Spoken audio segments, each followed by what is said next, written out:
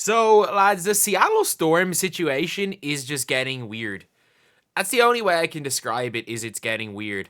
And I don't know what is going on, but it's very odd that obviously the team is under investigation and the team is obviously people on the team aren't happy.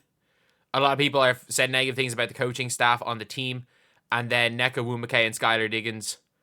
Obviously, Nneka Nwumeke is being told that she wasn't even allowed to go. Well, not being told. They were having secret team-only meetings because they were basically thought she was a freaking snitch. And then the Players Association, where she's the head of, can't speak on it. It's mental. But I will say, when it comes to this, there is an article that's out, and I'm gonna cover it, but I don't. There's more. This cannot be the full truth. And if you guys don't know, basically there is a journalist who, this is the same journalist that has called Caitlin Clark a teenage boy, has said all this stuff, has, when Sabria Whitaker basically came out and talked originally about this 3 weeks ago, sent a big essay in response saying that, like, basically, oh yeah, it's all good. Basically saying she's wrong and the Storm are great.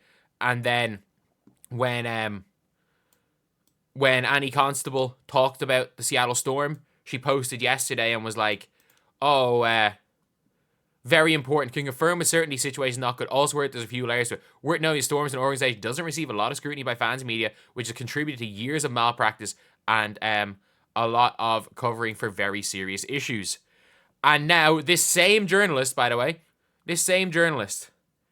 so everything here is someone saying, this you, never heard anything negative, calling out Sabria. So she's obviously getting called out for that. You confirm, why not write an article on the details? And now it is gone from there's actually a problem to Seattle to it's actually just Jewell Loyd. She has now gone the opposite way and just basically said, you know what, there's actually no problem in Seattle, it's just Jewell Loyd. So, first of all, it says here, why do you have to start with I am a journalist? I'm sorry, before you continue reading, I am a journalist. No shit. Well, to be fair, actually, from looking at your Twitter, fair enough, like, I have no idea. It's not a secret I was employed by the Seattle Storm. Extra steps are taken to prove this report is unbiased. What? Like, if you need to, first of all, tell people you're a journalist, and second of all, say you are unbiased. It's a bit iffy. But it says here, the complaint has been filed, and it says no goal, Mamba Enchanter. At this point, one would be completely out of line if they said Jewell Loyd's uneasiness with the change of Seattle Storm is a key contributing in light of its developments. According to two different sources and completely different spectrums of the women's basketball industry, Loyd's been expressing her dissatisfaction with Noah Quinn for 2 seasons now. Frustration has not been limited to the head coach. Yada yada. Word knowing erroneous is in the season, Jewell Loyd made a point to a certain press conferences that the reason Seattle was able to assemble a contender by bringing in was due to Chapman's bigger role in the front office. Things seemed to take a turn once Diggins Smith and Nwumeke started having a more impactful role, outshining Loyd, who was a record-setting scorer in previous seasons. No plan B or C. Basically, this entire thing is just, again, just going at Jewell Loyd. Like, publicly, players have called out the lack of grit from the team, and that included themselves. Nneka Nwumeke is the worst player in the playoffs. But there's a difference between that. Like, people don't realize that's not what the organization is accused of. Like, someone says you need to recheck your sources. There's solid evidence of the team coaching, team creating a hostile environment for players to function. There's also evidence that provides unprofessional behavior by coaches, physical threats made by coaches to specific team members, witnessed by outside persons. Check your sources. And this is what we've seen from one source. And from her sources, it's actually just saying that they were bullied because they weren't following instructions. Like, this entire article is basically just saying, is just trying to throw Jewell Loyd under the bus. And obviously, this is the WNBA. This could be the case. This could be the case, honestly, that certain players, oh, you know, they don't do well. Like, oh, you know, when we have winners like Nneka Nwumeke and these type of players, you know, we have real winners like Skylar Diggins, who's never won anything. You know, these players are winners. Jewell Loyd's not a winner. Jewell Loyd has 2 rings. Like, Jewell Loyd has literally got 2 rings. So, I'm sorry.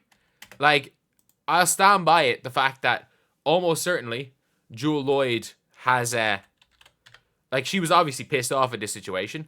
But, like, there is absolutely no way Jewell Loyd, a player who in the seasons where she won rings, she averaged 15.5 points in both of those, and she was an all-star.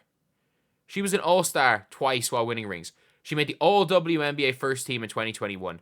Like, she is one of the best guards one of the best guards ever in the WNBA. So I'm sorry. I don't think that it's a case of not following tactical instructions. It says here, the source also attributes Lloyd's lack of performance in the Olympics to biased coaching from Cheryl Reeve. Like, what? What are you... this is literally just like, you know what? Okay, the team that I cover and a bunch of players that I like have been thrown under the... Have, like, not necessarily been thrown under the bus, have been called out for something that an actual report has been filed because of. So many people in the know have basically been said something happened, and you've come out basically to say yesterday, oh, you know, there's so many years of malpractice, and now it's, you know what, there's actually no malpractice, it's all her fault. She's actually just made this all up. Like, so what's going on? What's going on? And that's the reason why when it comes to journalists in the WNBA, if it's an NBA journalist like a Shams or something who doesn't have skin in the game, cool. And if you are, in general, unbiased, if you're wanting, like, unbiased from the league and someone that covers it, realistically, someone that seems to cover it like it's a sport is Annie Constable. Like, I get it. I understand if you are a Chicago Sky fan and you're pissed off that the main Chicago Sky journalist isn't, like, a Chicago Sky homer. And I actually kind of get that. Like, fair enough. Like, if you want, for example, like, I'm a Leeds fan, we'd want Phil Hay to be always pro Leeds, not pro your biggest rivals, where she's a big pro Fever person. So I get it if you're pissed off at her for a Sky fan. But she actually treats the league like it's a basketball league. And that's the problem, is I will not believe anything that's written by a lot of these people. Because, and by the way, this could be nothing. This could all be right, by the way. This could all be right. But how do you go from years of malpractice, very important that this was covered, can confirm with certainty the situation is not good, and then 15 hours later coming out with an article trying to throw Jewell Loyd under the bus and say, actually, you know, it was Jewell Loyd's problem. Not the fact that the entire Seattle Storm team, they had meetings without Nneka Nwumeke present because they were afraid she was going to snitch to the coaches. The Skylar Diggins thing is whatever. It's whatever. Skylar Diggins is Skylar Diggins. Like, if you read up on Skylar Diggins is Skylar Diggins.